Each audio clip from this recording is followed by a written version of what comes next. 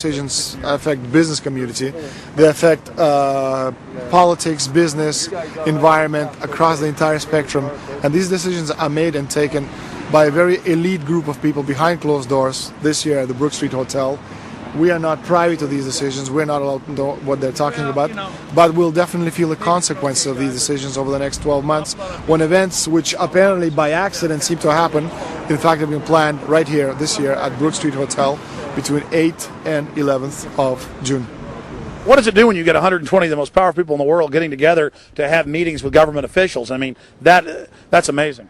Well, it is what I mean is that they're planning the corporate agenda. They're not planning the democratic human journey agenda, in my opinion. Mussolini had a definition is when the interests of the corporation take completely over from all other interests, and that's fascism. He said it should probably be called corporatism. Well, call it corporatism, call it fascism, call it neo-lib, neocon. There's a whole variety of political words, depending on which side of the stripe you come from, to start with, which describes the thing. But what they are describing is the complete end of democracy, the end of what matters to people, the end of what happens to the human journey. And for that reason, I think this is revolting. Ladies and gentlemen, we're here in Canada today to stand up against the Bilderberg Group that is attempting to get rid of the sovereignty of the United States. The truth of your world government has now been exposed. We know you are ruthless. We know you are evil. To David Rockefeller, to the Rothschild representatives here, to the Queen of the Netherlands, to all of you, we tell you, you are not our queens. You are not our kings. You are not our gods. We do not belong to you. We are not your slaves. We stand as free humans, have stood since the beginning of time against the strong men, against the thugs, against the bullies. We will defeat your world government. We will defeat world taxation. We will defeat your control grid. God is on our side. I stand before the creator of the universe, and I ask the creator of the universe, as our founding fathers did in 1776, to lead, guide, and direct us, and to give us the power and the foresight and the understanding and the will to stand against your entire agenda, including your final plan of world population reduction of 80% that Henry Kissinger penned in 1973. Why do you put mercury in the vaccines? Sodium fluoride in the water? Why? Why do you put cancer viruses in the vaccines? Why have you used depleted uranium now in 4 separate nations? You're arrogant. You have the sickness that elites have had throughout history in their literal and, in some cases, figurative ivory towers. You believe that you're invincible. You will and you are failing now. Your New World Order will fall. Humanity will defeat you. The answer to 1984 is 1776.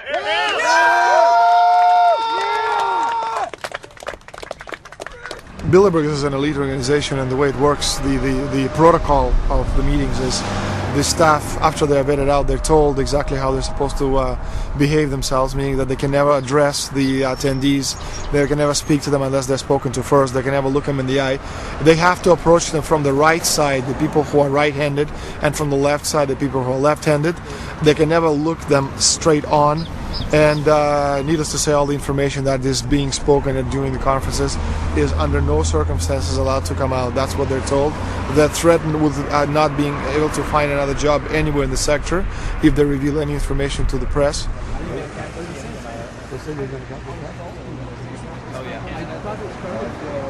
Richard Holbrooke? Ambassador Richard Holbrooke thought the peasantry wouldn't recognize him if he took a stroll off the grounds of Brook Street.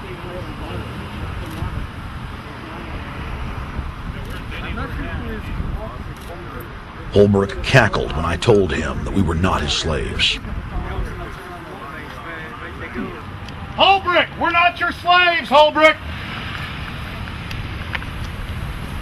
We're not your slaves.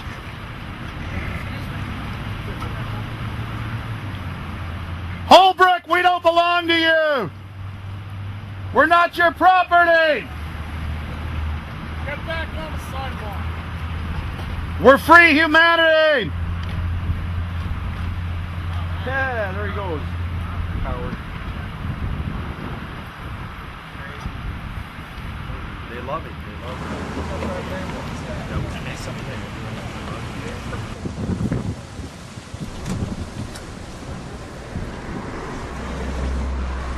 Okay, we're going to be going around the back here, guys. Hey guys, how you doing?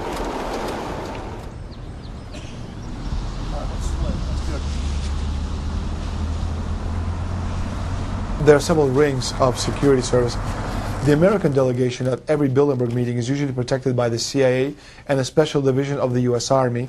The British delegation is protected by the MI6. Israelis usually are protected by the Mossad. The Ottawa police, in this case, working for the security, they have very little, actually they don't have any information at all on what the meeting is about. They didn't know who the Bilderbergs are. Then there is an elite private firm protecting the perimeter, doing all the dirty work, such as shooing all the photographers and bothering the protesters. But, you know, that's like piddly stuff. All the heavy stuff is done by the security service, such as the CIA, MI6. Some years ago, my legs were a little bit stronger than they are now, and I'd crept over a fence under cover of darkness and approached. The cops started yelling and pointing at me, so I ran with speed I didn't know I still had, and some shots were fired, but they were far above my head. I mean, they were intimidating, but they were not really trying to kill me. Not when sharpshooters are fired far above, 20 feet above your head. Bilderberg was founded by David Rockefeller and the Rothschilds in Britain and Europe. They're still the main powers. Baron Evelyn D. Rothschild, a male, attended for many years. Rothschild is still represented. You'll see them on the list of participants. Somebody representing the Rothschild group. They are the main powers behind Bilderberg. The Dutch Shell is part of the Queen's fortune. Of course, the Rockefellers have always had heavy oil interests. That was the original source of their old money from the old man. Jim just got the official Bilderberg letterhead list from his mole inside the Bilderberg group. Let's go look at it. Wall Street Journal.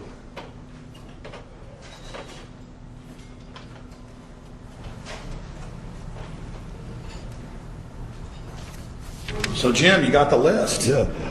Did we identify Wolfowitz as being here because he's not on the list? No, we positively identified Wolfenson. Yeah, he's on the list. Yeah, there's Wolfenson right there, James Yep. Wolfenson. But aren't there always people who aren't listed? Yep. Over the years, we've identified like sometimes one, sometimes three people who are not on their own list who have attended.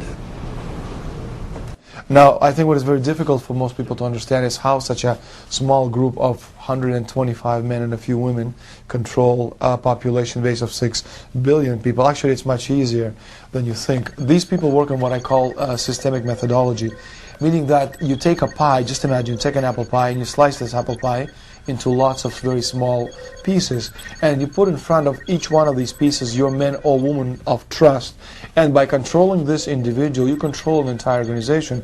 For example, if you take Paul Wolfowitz, who runs the World Bank, through him you can control the entire organization. You don't need to control what the dishwasher or the toilet cleaner thinks or does or believes in. You just need to control what he does and what he believes in, and what he does will permeate the entire organization, and that's how you control, with a very, very small power base, an entire global population of 6 billion people.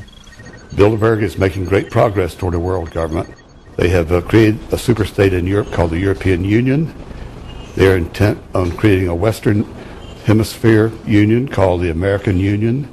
NAFTA is to be expanded into every country in this hemisphere. As NAFTA expands, it will take on the role of the American Union. And only an educated, informed public can stop them in their tracks. We went into downtown Ottawa and talked to locals to learn if they were aware of the elite meeting in their city.